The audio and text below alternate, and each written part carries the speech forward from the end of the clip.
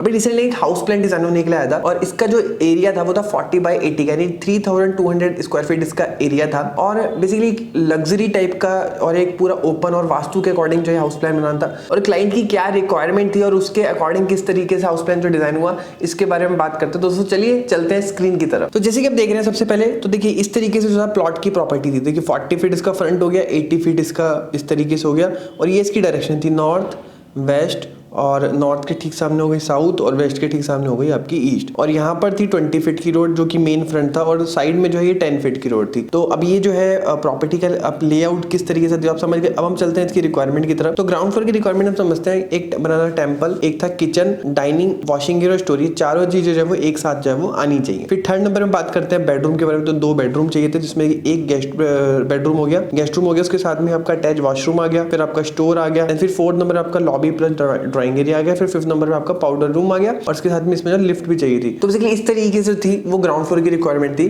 तो अभी जो ग्राउंड फ्लोर ही हमने इसका जो डिजाइन किया था तो अब ग्राउंड फ्लोर का जो प्लान जो हमने डिजाइन किया था अब उसकी तरफ चलते हैं। सबसे पहले मैं आपको डायरेक्शन दिखाया। तो देखिए डायरेक्शन कुछ उसी तरीके से जो मैंने आपको बताई थी और इसमें देखिए ये हो गई आपकी नॉर्थ, ठीक है, और दूसरा कोना हो गया इसका वेस्ट। तो अब इसमें देखिए एंट्रेंस जो है हमने यहाँ पर जो है नॉर्थ के कोने से ही दी है और स्टार्टिंग में देखिए पार्किंग के लिए जो फ्रंट है वो 13 फीट का और इसकी डेप्थ के बारे में बात करेंगे तो 28 फीट की इसकी डेप्थ हो गई जिसमें की एक बड़ी से बड़ी गाड़ी भी जो लग्जरी गाड़ी आराम से यहाँ पर आ जाएगी। फिर इसके ठीक सामने ही अगर आप देखेंगे ये हो गया आपका ये फॉयर एरिया हो गया जो कि है 4 feet 8 inches bye 11 feet 3 inches का और इसमें देखेंगे कि आपका जैसे ही बंदा एंट्रेंस होगा तो एंट्रेंस करते ही जो है अगर यहाँ से बंदा जो एंट्री करते ही राइट हैंड साइड मुड़ेगा इस तरीके से जो है यहाँ पे पोर्च और वरांडा एरिया दे दिया जो कि है 12 feet 2 inches bye 11 feet 3 inches का और फिर ठीक इसके सामने ही जो है फ्रंट लॉन यहाँ पर क्रिएट कर दिया जिसका साइज है 14 feet 5 inches bye 11 feet 3 inches का। फिर इसके बाद चलता है एंट्रेंस लॉबी की तरफ। तो देखिए अगर मान लिया ऐसे गेस्ट जिनको की घर में नहीं एंट्री करवाना सिर्फ बाहर से बाहर एंजॉय कर देना है इनके एक छोटा सा जो एक सिटिंग स्पेस जो यहाँ पर क्रिएट कर रखा है जो कि यहाँ से बंदा आएगा और इस तरीके से यहाँ पे अंदर चल जाएगा जिसका स्पेस है 11 फीट 10 इंचेस बाय 11 फीट का जो कि एंट्रेंस लॉबी वाला एरिया है ये। फिर हम चलते हैं इसमें गेस्ट बेडरूम की तरफ। तो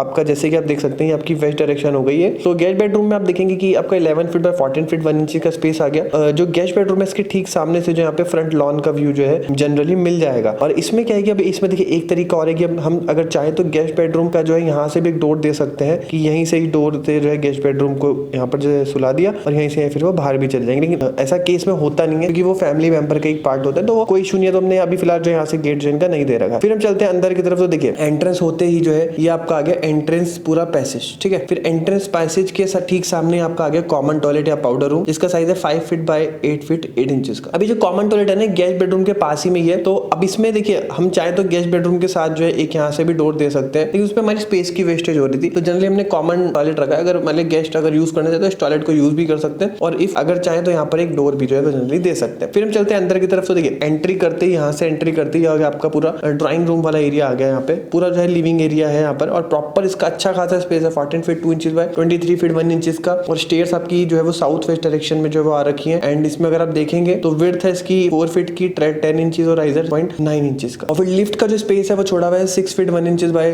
5 फीट 6 इंचेस का जो कि स्टेयर्स के बीच में यहाँ पर आ रखी है और स्टेयर्स के बैक साइड में जो है एक ओपन एरिया यहाँ पर जो है वो छोड़ा हुआ है जो कि एक बफर एरिया क्रिएट करेगा और यहाँ पे जो है आपको प्रॉपर नेचुरल लाइट भी जो मिलेगी और 3 फीट का ये ओपन एरिया यहाँ पर है। और फिर इसमें देखेंगे ओपन एरिया इस तरीके से कनेक्टेड है कि आपको कॉमन टॉयलेट का भी यहाँ पर जो वेंटिलेशन यहाँ पर मिल चुका है। और फिर हम चलते हैं इसमें आगे की तरफ। तो लिविंग रूम से और आगे की तरफ बढ़ते हैं तो यहाँ पर है नॉर्थ ईस्ट डायरेक्शन में टेम्पल। तो टेम्पल जो आपकी 8 feet 8 inches bye 6 feet 8 inches का यहाँ पर हो गया और अगर डायरेक्शंस में अगर आप देखेंगे तो आपको दिख रहा होगा ये कि नॉर्थ और ईस्ट के बीच का डायरेक्शन आ गया टेम्पल का। और फिर किचन अगर हम पीछे जाएंगे तो साउथ ईस्ट के जो है वो जोन में आ गई किचन और ये जो जनरली यहाँ पर आप देखेंगे कि टेम्पल के जस्ट साथ में यहाँ पे ये डॉटेड लाइन जो है यहाँ से डबल हाइट रहेगा और बीच में से जो है आपकी डाइनिंग एरिया आ गया और यहाँ पर जो एक स्लाइडिंग डोर आ गया। अब स्लाइडिंग डोर का बेनिफिट ये है कि अगर ये जो ग्रीनरी वाला एरिया है ना अगर आप इसे इनडोर का पार्ट बनाना चाहते हैं अभी तो सेपरेट है ये, अब इसमें अगर आप घर का ही पार्ट बनाना चाहते हैं तो स्लाइडिंग करके जो है पूरी विंडो का आप ओपन कर लीजिए और ये वाला जो एरिया है ये इसमें मतलब ये एरिया और ये एरिया आपस में मर्ज हो जाएंगे। फिर इसके साथ में किचन की जो साइज है वो है 16 फीट बाय 11 फीट। अब देखिए जैसे कि इनकी रिक्वायरमेंट थी कि इसमें किचन हो गया, डाइनिंग टेबल का एरिया हो गया, फिर आपका स्टोर रूम हो गया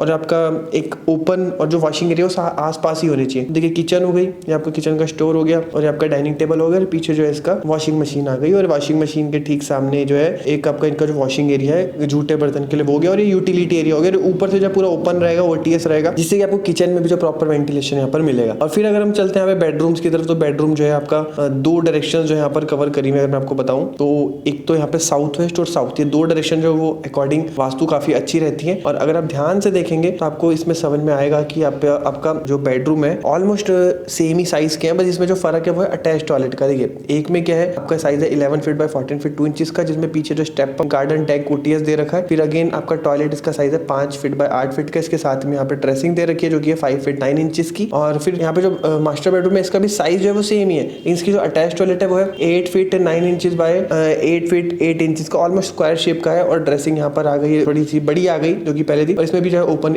एरिया जो यहाँ पर इस तरीके से छोड़ दिया है। तो इसलिए हम देखा किस तरीके से रिक्वायरमेंट थी और इनके जो पॉइंट्स है उसका किस तरीके से वास्तु के अकॉर्डिंग जो ध्यान में रखते हुए सारी रिक्वायरमेंट को पूरा करा हुआ। और पूरे घर में ना आपका नेचुरल लाइट से रिलेटेड कोई दिक्कत नहीं आएगी, वेंटिलेशन से रिलेटेड कोई दिक्कत नहीं आएगी, और फंक्शनैलिटी वाइज जो है चीजों को जो है वो ग्रुपिंग में ऑर्गेनाइज करा हुआ है, जो कि काफी अच्छी चीज है। और हाउस प्लानिंग से रिलेटेड ना बहुत सारी डिटेल वीडियो की हाउस प्लान को बनाते समय किन किन चीजों का ध्यान रखना चाहिए उसके ऊपर एक डिजाइन प्रिंसिपल्स के ऊपर मैंने एक वीडियो बना रखी है, लिंक आपको डिस्क्रिप्शन में मिल जाएगा, जाकर के चेक कर सकते हैं। वीडियो अच्छी लगे तो वीडियो को लाइक कर सकते हो दोस्तों। बहुत सारी छोटी छोटी इन्फॉर्मेटिव कंटेंट मैं इंस्टाग्राम पर रेगुलरली डालता रहता हूँ, तो वहां पर जाकर के फॉलो कर सकते हैं। मिलते हैं नेक्स्ट वीडियो में, तब तक के लिए जय हिंद, वंदे मातरम।